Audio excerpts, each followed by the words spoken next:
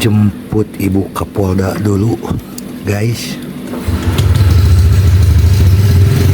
Bab 1173 sampai 1176. Dalam situasi ini, bahkan jika Hu Kaiming sangat mampu, selama dia berani melompat keluar tanpa bantuan siapapun, dia pasti akan berakhir dengan akhir yang sama seperti Zhang De, Zhang Yi dan putranya. Zhang Yi secara alami menyadari situasi Hu Kaiming setelah mendengar permintaan Hu Kaiming. Zhang Yi menoleh dan menatap Murong Yue. Ya, ketika dia baru saja bangun, dia terus memikirkan cara memotong wanita jalang bau ini menjadi beberapa bagian. Namun kemudian, setelah mendengarkan apa yang dikatakan Li Fugui dan benar-benar memahami krisis kelompok saat ini, dia juga mengetahui bahwa wanita ini bukanlah sesuatu yang dapat dia singkirkan dengan mudah jika dia mau. Bahkan, Zhang Yi bisa merasakan bahwa dengan kekuatan mereka saat ini, jika mereka menyingkirkan wanita jalang ini, mereka pasti akan menarik balas dendam gila dari keluarga Murong. Selama bertahun-tahun, dia selalu merasa bahwa keluarga Murong mengandalkan keluarga Zhang untuk bertahan hidup. Namun kini, dia benar-benar memahami ambisi keluarga Murong. Berkolusi dengan bajingan gila dari negara Jepang ini adalah hal yang tabu di Tiongkok. Kaiming, aku bisa memahami suasana hatimu. Mari serahkan masalah ini pada saudara Li. Zhang Yi tahu dalam hatinya bahwa menyerahkan seluruh masalah ini kepada Li Fugui adalah pilihan terbaik mereka. Hu Kaiming juga baru saja melihat kekuatan Li Fugui dengan matanya sendiri. Mampu menghadapi serangan ninja secara langsung, dan mampu mengalahkan beberapa ninja yang benar-benar kehilangan efektivitas tempurnya dalam waktu sesingkat itu. Mungkin tidak banyak orang dengan kekuatan seperti itu tidak hanya di kota Baihua, tetapi juga di seluruh Tiongkok. Ketika Hu Kaiming menatap Li Fugui hanya tersenyum dan berkata dengan ringan, "Kita akan menangani masalah Murong Yue nanti. Ayo masuk dulu, bukankah kamu baru saja memberitahuku bahwa ada yang ingin kamu katakan setelah masuk, katakan padaku. Juga, kamu bilang kamu sedang menungguku. Bagaimana kamu tahu bahwa aku pasti akan datang?" Hu Kaiming mengangguk, lalu mendukung Zhang Yi dan melangkah masuk dari halaman. Petugas polisi yang hendak masuk tetapi tidak mau mengikuti di belakang bertanya kepada Li Fugui dengan ragu-ragu, "Tuan Li, apa yang harus kita lakukan terhadap mereka?" Li Fugui berpikir sejenak dan kemudian berkata terus terang, "Ini tidak baik. Apakah Anda ingin menanganinya? Hubungi kolega Anda sekarang dan minta mereka membawa keempat orang ini pergi. Oh, saya masih memerlukan ini, jadi Anda tidak perlu khawatir. Saya akan memberitahu direktur Anda tentang situasi spesifiknya kapan sudah selesai. Tinggalkan kata-kata ini." Li Fugui melangkah maju dan meraih leher Watanabe. Sambil menarik Watanabe yang gemetar ke dalam, dia berkata sambil tersenyum, "Saudaraku, mari kita bicara dulu setelah kita masuk. Dengarkan baik-baik, setelah kita selesai berbicara, aku juga ingin menanyakan sesuatu padamu tentang timmu." "Oh, jika sakit, katakan saja sesuatu dan aku akan membantumu mengobatinya. Tapi menurutku kamu tidak akan merasakan sakit. Lagi pula, kamu adalah ninja. Haha, Teenage Mutant Ninja Turtles, mereka semua bajingan yang sangat toleran. Menurutmu aku benar?" Watanabe tahu bahwa dia sekarang adalah seekor domba yang akan disembelih di tangan Li Fugui. Dia melihat tangannya yang menghitam dan terpotong dan memikirkan kekuatan bertarung Li Fugui yang kuat. Pada saat ini, satu-satunya pikirannya adalah dia berharap Li Fugui dapat membunuhnya dengan cepat. Setelah ide ini muncul, Watanabe mengertakkan gigi, dan saat berjalan menuju villa bersama Li Fugui, matanya sudah melihat sekeliling. Setelah melihat tindakan Watanabe, Li Fugui berkata kepada Watanabe sambil setengah tersenyum, "Tuan Watanabe, saya harap Anda bisa lebih jujur sekarang. Pertama, jangan berpikir untuk melarikan diri. Kedua, jangan berpikir untuk bunuh diri, jika Anda jatuh ke tanganku.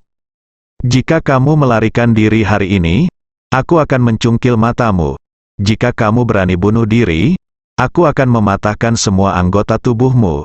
Haha, dan izinkan aku memberitahumu, akulah satu-satunya dokter ajaib di dunia ini, selama aku mau. Bahkan jika orang yang aku obati hanya memiliki satu nafas tersisa, aku bisa membuatnya pulih. Ngomong-ngomong, kamu mungkin juga tahu tentang situasi Tuan Zhang. Beberapa jam yang lalu, dia masih mati. Sekarang lihat, bukankah dia masih hidup dan sehat? Mendengar ini, Watanabe tidak percaya pada kejahatan. Agar tidak terus disiksa oleh Li Fugui, saat dia memasuki pintu, dia tiba-tiba menggunakan seluruh kekuatannya untuk melepaskan diri dari tangan Li Fugui, dan kemudian membenturkan kepalanya ke kusen pintu. Sudah terlambat, ini cepat. Dia melihat kepala Watanabe hendak membentur kusen pintu. Li Fugui terbang ke depan dengan langkah cepat. Segera setelah itu, dia meraih lengan Watanabe yang masih utuh dan memutarnya sedikit, dan lengan itu langsung berubah menjadi putaran. Meskipun Hu Kaiming, Zhang Yi dan lainnya telah melihat adegan besar, pemandangan di depan mereka masih membuat mereka takut. Watanabe merintih kesakitan, satu tangan dipotong, dan sekarang satu tangan langsung dipelintir. Dengan hanya dua kaki tersisa, dia tahu bahwa meskipun dia ingin bunuh diri, itu akan sulit. Namun, Li Fugui menepati janjinya, sehingga Watanabe bisa mendengarkannya sepenuhnya. Setelah mematahkan lengan Watanabe, Li Fugui mengulurkan kakinya, dan hanya dengan dua tendangan, ia langsung mematahkan lutut Watanabe. Sejauh ini, Watanabe terbaring di tanah seperti bajingan dengan anggota badan terpotong, mengangkat kepalanya dan mengeluarkan raungan marah.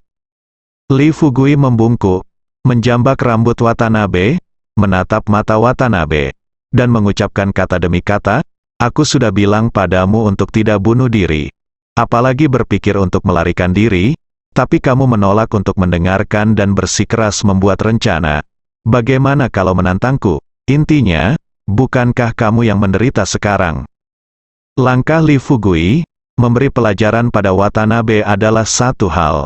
Selain itu, dia juga melakukannya agar semua orang yang hadir dapat melihatnya.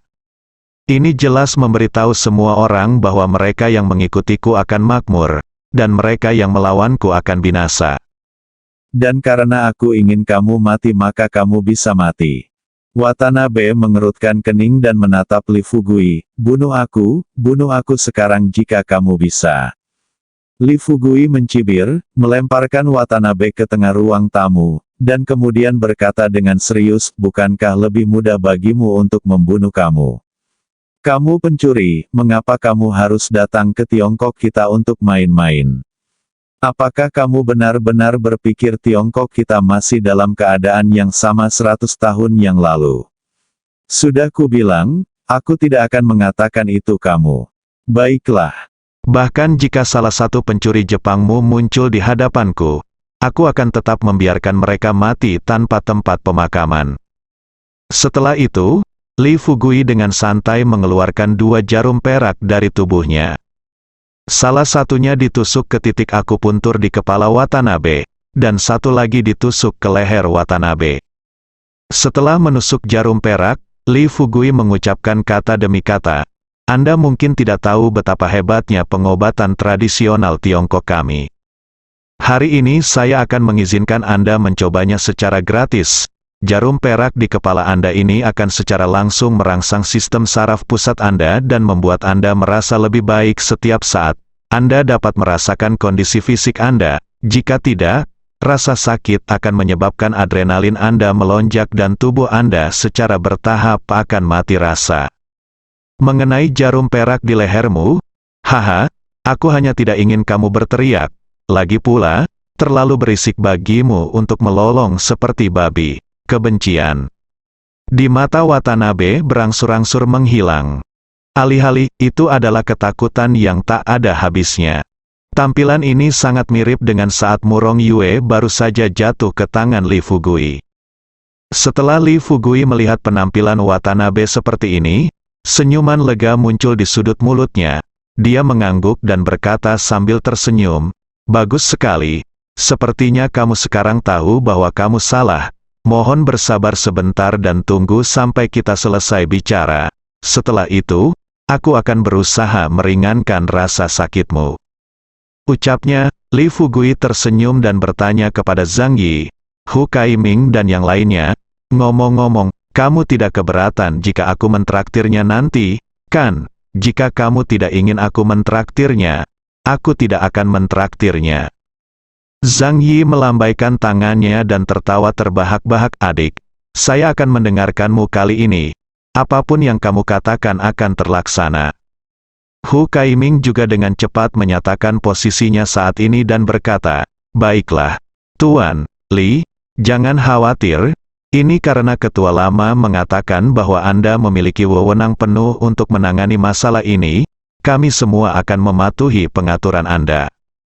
Li Fugui tersenyum tipis, bersandar di sofa, menenangkan diri sebentar, lalu bertanya pada Hu Kaiming serius, ngomong-ngomong, Tuan Hu, saat kita pertama kali bertemu, Anda bilang Anda sedang menunggu saya, apa yang terjadi? Bagaimana Anda bisa 100% yakin bahwa saya akan kembali? Hu Kaiming tidak mengatakannya. Dalam terburu-buru, tapi menatap Murong Yue dengan sedikit khawatir. Melihat mata Hu Kaiming, Li Fugui tersenyum dan berkata kepadanya, jangan khawatir, orang-orang di sini hari ini adalah orang-orang kita sendiri. Tidak ada yang akan memberitahu siapapun apa yang Anda katakan. Hu Kaiming mempercayai Li Fugui. Jadi dia membuka percakapan dan berkata dengan serius kepada Li Fugui, Tuan Li, seperti ini, sebelum Ketua Zhang meninggal, dia menelepon saya dan mengatakan bahwa dia memiliki hal penting yang harus dilakukan. Jika sesuatu yang tidak terduga terjadi, saat itu, baru saja biarkan aku bersembunyi dan jangan tunjukkan wajahku dengan mudah, aku tidak bisa menghubungimu secara langsung sampai kamu muncul. Li Fugui sedikit bingung. Bagaimana Zhang De tahu bahwa kemungkinan besar akan terjadi sesuatu padanya? Mungkinkah seseorang memberitahunya sebelumnya? Tapi coba pikirkan, tidak ada yang akan mengungkapkan masalah ini kepada Zhang De sebelumnya, bukan? Murong Yue pasti tidak akan memberitahu siapapun tentang pembunuhan Zhang De, dan dari awal hingga akhir, dia tidak pernah memberitahu siapapun tentang kemungkinan kematian Zhang De. Memikirkan hal ini, Li Fugui bertanya, bagaimana dia tahu bahwa dia dalam bahaya dan bahwa saya akan datang untuk membantu menyelesaikan masalah ini? Sedikit yang dia tahu, setelah Zhang De mengetahui bahwa Zhang Fei bukanlah putra kandungnya, dia samar-samar menyadari bahwa dia dalam bahaya kali ini. Dalam 10 tahun terakhir, meskipun dia telah mengendalikan segalanya di grup, orang-orang di dalam grup ini telah melakukan gerakan kecil, terutama pria bernama Song Yuan. Dengan membentuk geng, banyak anggota inti kelompok telah berhasil ditaklukkan. Namun setiap kali dia mencoba mengeluarkan Song Yuan dari grup, dia akan dihadang oleh istrinya. Awalnya dia tidak tahu alasannya, dan kemampuan Song Yuan cukup bagus. Baru setelah sesuatu terjadi pada putranya dan dia mengetahui kebenarannya, dia tiba-tiba memikirkan alasannya. Song Yuan kemungkinan besar adalah sepupu istrinya, Song Ziming. Tapi sekarang, dia tahu bahwa dengan metodenya sendiri, dia tidak bisa lagi menggoyahkan posisi Song Yuan di grup. Pengkhianatan istrinya dan ejekan teman-temannya membuat Zhang De sengsara setiap kali memikirkannya, tetapi ketika dia hendak membuka diri dan berbicara dengan Murong Yue, indera keenamnya muncul lagi. Tetapi demi wajahnya sendiri dan martabat keluarga Zhang, dia tidak memberitahu lebih banyak orang tentang masalah ini. Sesaat sebelum bertemu, saya menghubungi nomor telepon Hu Kaiming dan memberikan penjelasan singkat. Dan semuanya berjalan sesuai harapannya. Tidak lama setelah mereka bertemu, sebuah kecelakaan pun terjadi. Melihat bahwa tidak ada yang bisa menyelesaikan keraguan Li Fugui, Murong Yue merendahkan suaranya dan berkata, saya pikir dia pasti merasakannya. Ade adalah orang yang cerdas dan memiliki wajah yang sangat baik. Dalam bahaya, kecuali bahayanya benar-benar datang, dia tidak akan membiarkan siapapun mengetahuinya. Begitu Murong Yue mengatakan ini, Li Fugui bertanya dengan rasa ingin tahu, karena Anda mengatakan dia tidak akan memberitahu siapapun, mengapa Anda memberitahu Tuan Hu? Dihadapkan pada pertanyaan tersebut, Murong Yue berkata terus terang, jika saya harus memberikan jawaban, itu akan menjadi indera keenam. Mungkin Ade merasa masalah ini pasti akan membuat keributan besar, jadi dia mengambil vaksin terlebih dahulu. Li Fugui meskipun dia hanya bertemu Zhang De sekali, dari apa yang dilakukan Zhang De, dia mungkin bisa mengatakan bahwa analisis Murong Yue benar. Pikirkan tentang itu, pada hari ini, berapa banyak orang yang dapat memanggil tank dan kendaraan lapis baja untuk mengepung hotel dan melakukan hal gila seperti itu? Poin ini saja sudah menunjukkan bahwa kebajikan ini sangatlah baik. Sedangkan untuk indera keenam, hal ini juga sangat mungkin terjadi. Bagaimanapun, setiap orang memiliki indera keenamnya masing-masing, meskipun perasaan ini tidak dapat dijelaskan oleh sains. Namun indera keenam tidak bisa dikatakan tidak ada. Sama seperti vitalitas yang muncul di tubuh para pejuang kuno ini, mustahil untuk mendeteksinya dengan instrumen modern. Namun siapa yang dapat mengatakan bahwa vitalitas adalah sesuatu yang tidak ada? Tentu, selain dua poin tersebut, Li Fugui masih memiliki satu keraguan, yaitu bagaimana Zhang De tahu bahwa dia pasti akan muncul dan membantu menangani masalah ini. Oke. Apa yang Anda katakan sebelumnya masuk akal. Jadi mengapa Zhang De meminta Tuan Hu menunggu saya? Pada saat ini, Hu Kaiming angkat bicara dan berkata dengan serius kepada Li Fugui, saya juga menanyakan pertanyaan ini kepada Ketua Zhang di waktu. Dia tersenyum dan berkata bahwa kamu adalah orang yang peduli dengan dunia. Hu Kaiming mengatakan ini, Zhang Yi langsung menatap Li Fugui dengan pandangan aneh. Ada ekspresi malu di wajah Li Fugui. Dia segera mengganti topik dan berkata terus terang kepada beberapa orang. Oke, mari kita tidak membicarakan masalah ini untuk saat ini. Tuan Hu, bisakah Anda memberitahu semua orang terlebih dahulu tentang situasi grup saat ini? Ngomong-ngomong, apakah Anda sudah bekerja di grup baru-baru ini? Kamu seharusnya tahu semua yang terjadi di rumah dan di grup, kan? Ketika Li Fugui bertanya, Hu Kaiming berkata terus terang, saya tahu semua ini. Meskipun saya di rumah, ada orang-orang saya di grup, dan mereka akan melaporkan apa yang terjadi pada grup setiap hari. Ceritakan semuanya. Saya mendapat kabar malam ini bahwa 3 direktur grup, Lei Jing, Zai Baosheng, dan Yuan Yichuan, semuanya terbunuh, dan ketiga orang ini sangat kuat, menentang penunjukan Murong Yue sebagai ketua kelompok. Hu Kaiming baru saja selesai berbicara, Murong Yue berkata terus terang, saya tahu masalah ini, ayah saya meminta Watanabe dan Yamamoto mengirim orang untuk melakukan ketiga orang ini. Hu Kaiming memandang Murong Yue dengan beberapa keraguan. Dia tidak mengerti mengapa wanita ini mengakui hal seperti itu sekarang. Setelah Li Fugui melihat ekspresi wajah Hu Kaiming, dia tersenyum dan berkata, Tuan Hu, Anda mungkin tidak tahu bahwa Nona Murong telah benar-benar putus dengan keluarga Murong. Tujuan orang-orang ini datang ke sini hari ini adalah hanya untuk membunuh Murong Yue secara langsung. Qi Kuai Cui Wu. Hu Kaiming melirik ke arah Murong Yue yang tanpa ekspresi. Faktanya, hal semacam ini dianggap biasa bagi keluarga kaya. Orang sering mengatakan bahwa orang yang paling kejam adalah kaisar.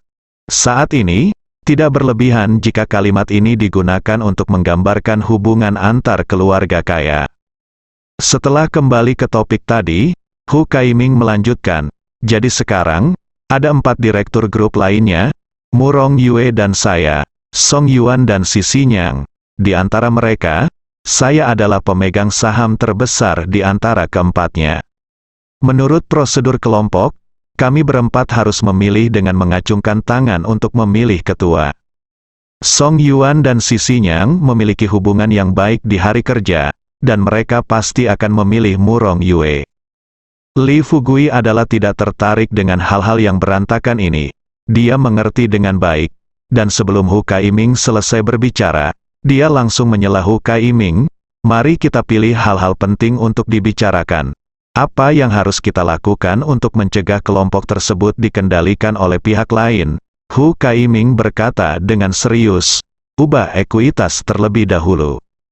Yang terbaik adalah membiarkan ketua lama mendapatkan semua ekuitas ketua Zhang di tangannya sendiri. Kedua, mengumpulkan cukup banyak direktur, jelas tidak. Mungkin untuk memiliki 4 orang sekarang, bahkan jika ketua lama bergabung, hanya akan ada 5 orang. Itu masih tidak sesuai dengan proses. Jadi yang terbaik adalah datang dengan 3 orang lagi. Ketiga orang ini menghabiskan uang untuk membeli. Semua kepentingan ekuitas ada di tangan Lei Jing, Zhai Baosheng dan Yuan Yichuan." Mata Li Fugui berbinar, tapi ekspresi wajahnya, tapi tidak ada masalah. Dia memandang Hu Kaiming dengan serius dan bertanya, "Adakah yang bisa membelinya?" Hu Kaiming mengangguk dan berkata, "2 persyaratan. Pertama, Anda harus memiliki cukup uang. Kedua, kemudian itu hanya membutuhkan tanda tangan dan persetujuan dari Lei Jing dan anggota keluarga lainnya. Dan yang paling penting adalah departemen terkait perlu menangani masalah khusus. Jika tidak maka akan membuang banyak waktu hanya untuk menjalani prosedur." Li Fugui mengangguk dan memandang Zhang Yi. "Pertanyaan, Tuan Zhang, apa pendapat Anda tentang saya bergabung dengan grup Anda sebagai direktur?" Zhang Yi tentu saja ingin melakukan ini. Setelah dia diselamatkan oleh Li Fugui, dia sudah mulai memikirkan apakah akan menyerahkan grup SID sepenuhnya kepada anak ini. Beberapa mungkin penasaran, mengapa kelompok keluarga saya harus diserahkan kepada orang lain?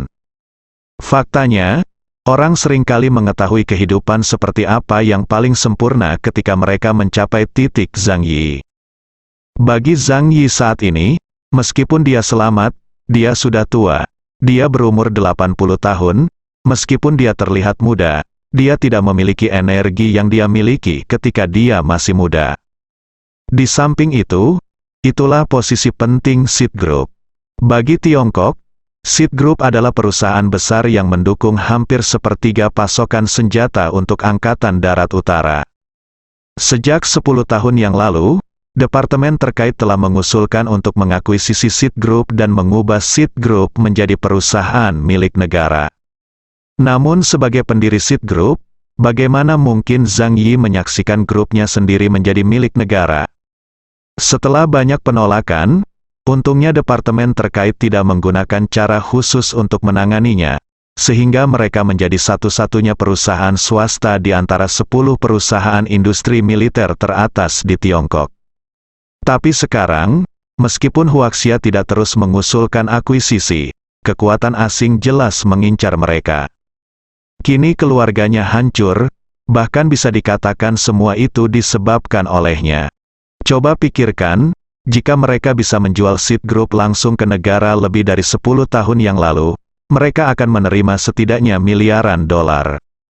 Tentu saja, Zhang Yi tahu apa arti miliaran lebih dari 10 tahun yang lalu. Dengan uang ini, bahkan jika mereka tidak melakukan apapun, mereka akan dapat memperoleh makanan dan pakaian selama sisa hidup mereka. Tapi bagaimana dengan akhirnya? Saat ini, SID Group telah menjadi perusahaan besar dengan nilai pasar ratusan miliar. Tapi cucunya bukanlah anak kandungnya, dan anak satu-satunya meninggal karenanya. Saya pikir dia sibuk sepanjang hidupnya, tapi apa yang dia dapatkan pada akhirnya?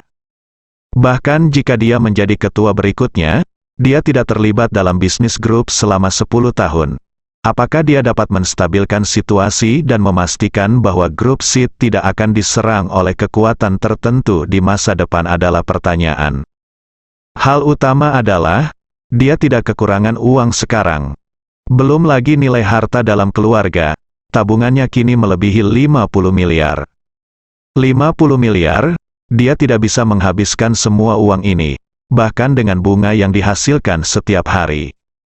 Oleh karena itu, setelah menyerahkan kelompoknya kepada Li Fugui, dia akan dapat menikmati masa tuanya dan menikmati hidup. Tentu saja, selain Li Fugui, penerus lain yang cocok yang terpikir olehnya adalah Hu Kaiming, tetapi melalui perbandingan hari ini, Jelas siapa yang lebih kuat dan siapa yang lebih lemah. Jika dia membunuh putranya, bisakah dia juga membunuh keluarga Hu Kaiming? Jadi, sekarang setelah menanyai Li Fugui, Zhang Yi tidak terburu-buru menjawab, tetapi memandang Hu Kaiming dan bertanya dengan suara rendah, "Kaiming, apa maksudmu?" Hu Kaiming secara alami tahu apa yang dipikirkan Zhang Yi. Dia lebih tahu bahwa selama dia bisa melarikan diri kali ini, dia harus berusaha keluar dari grup. Pertama-tama, seperti Zhang Yi, Hu Kaiming sangat menyadari betapa seriusnya perjuangan di dalam kelompok setelah kejadian ini. Dalam hal ini, jika Anda tidak berhati-hati, Anda tidak hanya akan mati, tetapi keluarga Anda juga akan musnah. Kedua, itu berarti dia tidak kekurangan uang. Mungkin dibandingkan dengan Zhang Yi, tabungan beberapa ratus juta di tangannya tidak ada artinya lagi. Namun bagi 99,99% penduduk Tiongkok, simpanan beberapa ratus juta sudah dianggap sebagai yang terkaya di antara orang kaya.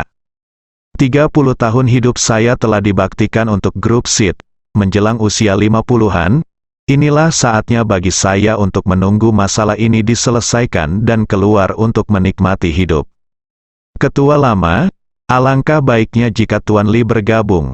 Ada sesuatu yang ingin saya katakan kepada Anda setelah masalah ini selesai, tapi sekarang, sebaiknya saya mengatakannya terlebih dahulu. Berada di grup kami selama 30 tahun, dari teknisi biasa hingga wakil ketua dan manajer umum grup saat ini, semua ini seperti mimpi. Jadi menurutku, sebelum Hu Kaiming selesai berbicara, mata Zhang Yibi melebar dan dia bertanya dengan marah, "Kaiming, apakah kamu berencana untuk pergi saat ini? Atau apakah kamu sedikit tidak puas dengan pengaturanku? Tentu saja, selama kamu ingin menjadi ketua grup ini, aku bisa bekerja sama denganmu." Tuan Li akan mendiskusikannya dan membantu Anda naik.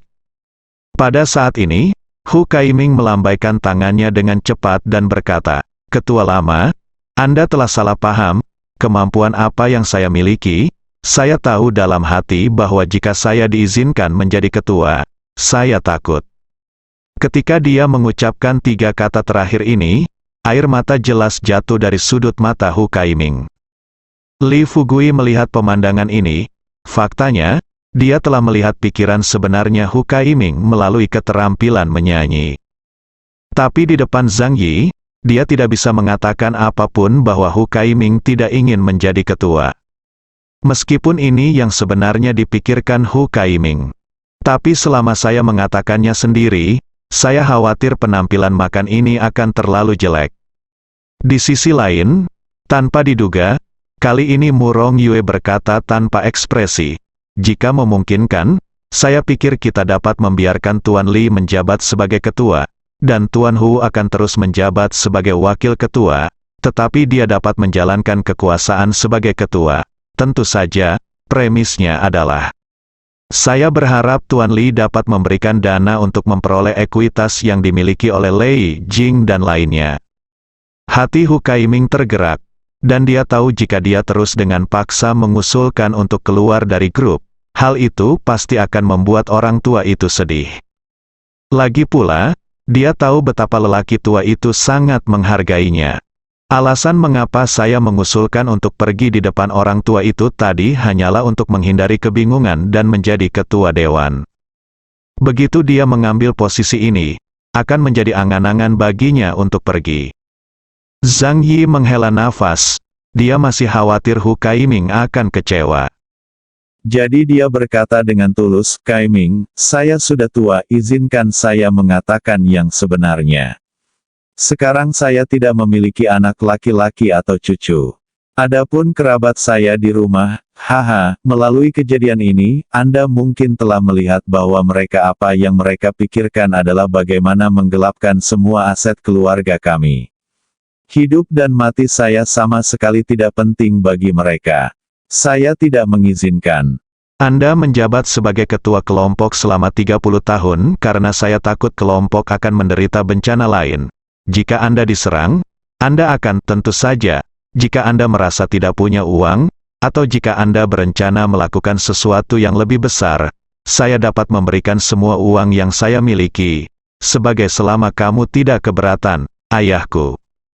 Aku akan tinggal di rumahmu mulai sekarang, yang berarti aku telah menemukan tujuan yang cukup baik untuk hidupku. Setelah mendengar ini, Hu Kaiming berdiri dan berlutut di depan Zhang Yi tanpa berpikir. Aku tahu apa yang kamu pikirkan, jadi selama bertahun-tahun, kamu memperlakukanku tidak berbeda dengan ayah kandungmu. Selama kamu bersedia, mulai hari ini, aku akan menjadi anak kandungmu. Aku akan menafkahi untukmu sampai kamu mati. Tentu saja, kamu tidak boleh melakukan apapun untuk menjadi ketua dewan. Serahkan padaku. Saya pikir metode yang dikatakan Murong Yue layak. Saya dapat terus menangani urusan grup. Tetapi posisi ketua harus diberikan kepada Tuan Li. Paling tidak, jika kelompok menghadapi bahaya di masa depan, Tuan Li akan turun tangan. Lebih mudah daripada kita untuk menyelesaikan masalah. Zhang Yi tampak tergerak, dan buru-buru berdiri dan membantu Hu Kaiming, yang berlutut di depannya, berdiri. Jadilah tercerahkan, selama Anda bisa memahami saya. Setelah mengatakan itu, Zhang Yi memandang Li Fugui, Tuan Li, untuk alasan ini, saya hanya akan mengatakan apa yang ada di hati saya. Petik 2. Apa arti grup seed bagi Huaxia sebagai kapten game ke-6? Anda tentu tahu betapa pentingnya hal itu. Sekarang keluarga Zhang kami telah menghadapi bencana besar. Itu membuat saya melihat lebih jelas. Karena Anda telah berencana untuk membantu kami kali ini, maka tolong orang-orang sampai akhir. Orang tua, aku tunduk padamu di sini. Li Fugui membantu Zhang Yi duduk dan berkata terus terang. Orang tua, bukankah ini sedikit buruk? Saya tidak peduli dengan urusan kelompok di semuanya. Saya tidak mengerti. Saya hanya mengusulkan untuk bergabung dengan grup karena saya hanya ingin mencegah grup tersebut jatuh ke tangan orang lain.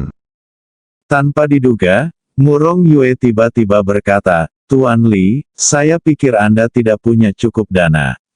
Bagaimana jika Anda tidak punya uang, saya rasa Anda bisa mendiskusikannya dengan ketua yang lama. Setelah mendengar ini, Li Fugui mengerutkan kening dan berkata, haha, saya tidak membual. Bagi saya, uang hanyalah angka sekarang. Berapa nilai ekuitas yang dimiliki oleh Lei Jing dan yang lainnya? Bisakah melebihi 50 miliar? Saat ini saat itu, Hu Kaiming berkata. Tuan Li, meskipun tidak melebihi 50 miliar, gabungan kita bertiga memiliki setidaknya lebih dari 10 miliar, Li. Fugui berpikir sejenak. Lebih dari 10 miliar bukanlah masalah besar baginya. Tapi saat ini, dia sedang mempertimbangkan 3 kursi dewan. Dia menempati 1. Siapa yang harus memberikan 2 sisanya? Meskipun ada banyak orang di sekitarnya, sekarang ada 2 kandidat yang cocok. Tapi kedua orang ini, saya khawatir membiarkan mereka menjabat sebagai direktur akan menimbulkan masalah yang tidak perlu di masa depan.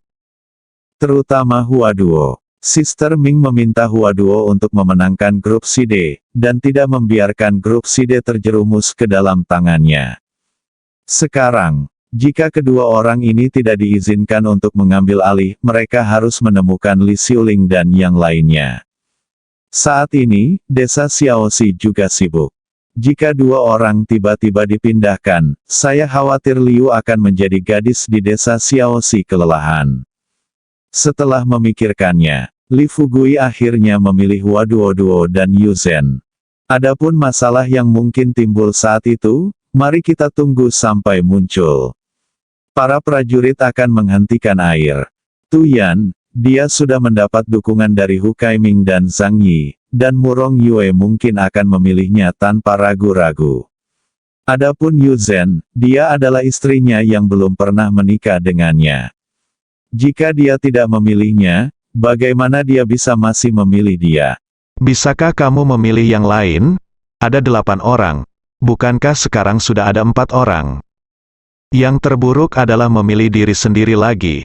Jika Anda tidak tahu malu, Anda tidak akan tahu malu. Apalagi yang bisa dilakukan orang lain untuk melakukannya, kamu. Setelah mengambil keputusan, Li Fugui berkata kepada Zhang Yi dan yang lainnya berkata terus terang, Oke.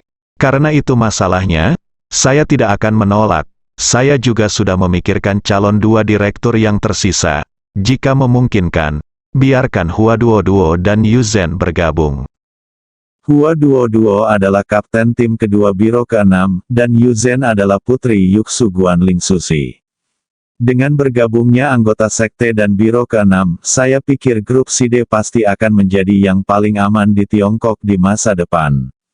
Kikuai Kuo. Hasil ini, benar-benar yang terbaik untuk Zhang Yi.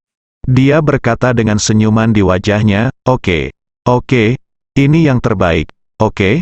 Dalam hal ini itulah yang kami putuskan. Hari ini sudah larut, mari kita istirahat semua. Setelah subuh besok pagi, kita akan mulai mengambil tindakan. Pertama-tama kita akan mencoba mendapatkan ekuitas dari ketiga orang ini. Lalu kembali ke grup, yang terbaik adalah langsung menyelesaikannya. Ketua besok sore, Li Fugui mengangguk dan berkata, baiklah. Kalau begitu saya akan menelepon Direktur Mo sekarang dan memintanya untuk menghubungi pimpinan masing-masing departemen terlebih dahulu besok pagi. Ini akan memudahkan kita menangani prosedurnya. Beberapa orang baru saja membahas masalah ini. Tanpa diduga, sebelum Li Fugui sempat menelepon Mo Tian menelepon Li Fugui terlebih dahulu. Bersambung.